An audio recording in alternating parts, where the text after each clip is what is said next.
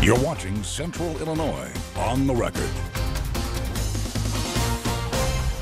Welcome back. We are joined by State Representative Mike Unes, and for this segment we are not going to, maybe surprisingly, talk about the budget. We're going to get to that a little bit later in the show. We're going to talk about some legislation you've referred to as landmark legislation, something that's near and dear to both of our hearts because we are community board members with the Pediatric Resource Center, and this is legislation that you have been working on for many, many months. So tell us a little bit about it and where it stands today. Thanks, Paul. Yeah, the PRC bill that I worked with so closely with Dr. Channing Petrock, that I'm very proud of, is really allowing the most qualified professionals to see the most vulnerable population. And as we've talked about in the past, it's not a pleasant subject to talk about, a child being sexually assaulted.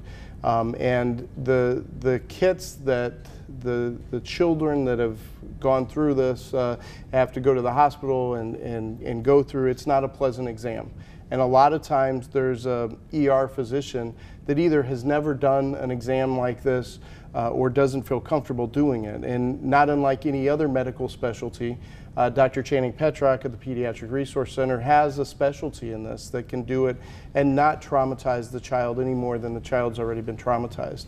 And so this is really ensuring that the most qualified professional is going to be able to see the most vulnerable patient.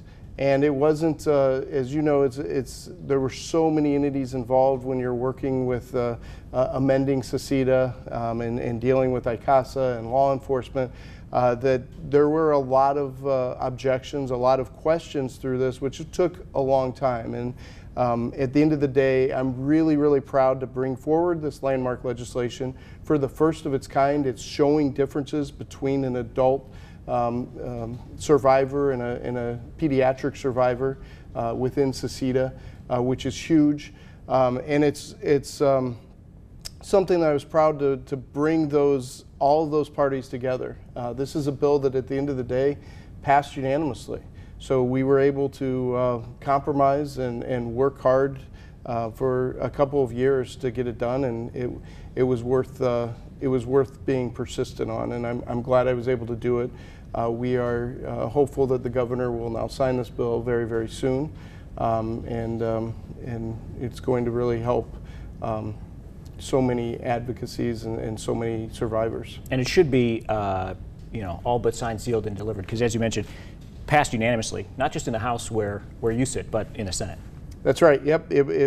Senator Morrison was the sponsor. I approached her with the help of the Attorney General's office.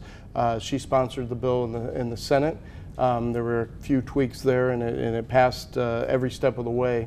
It passed both chambers, and so now we're, like I said, hopeful the governor will sign it very quickly. Well, I know not just you, but all of our friends at the Pediatric Resource Center are anxiously awaiting the governor's signature.